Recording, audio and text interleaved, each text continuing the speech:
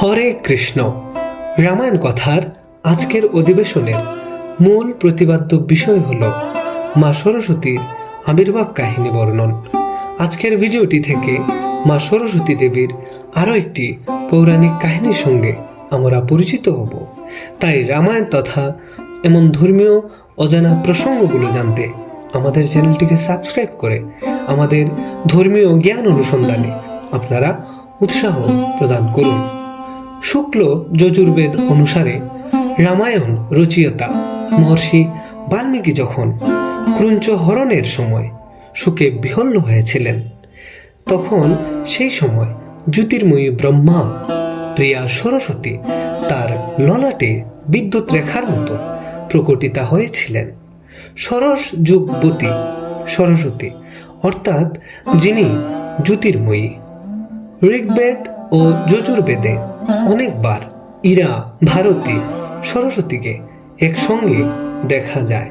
বেদের মন্ত্রগুলো পর্যালোচনা করে দেখা যায় যে দেবী সরস্বতী মূলত সূর্য অগ্নি।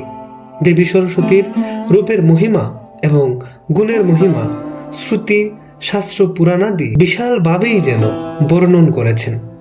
এই দেবীর শুরু বা শেষ আদৌ বেদ পুরাণ পুরোপুরি দিতে পারেননি, আর পারবেনই বা কিভাবে? দেবী সরস্বতী জ্ঞান রূপ অপার আর অশেষ সমুদ্রতুল্য।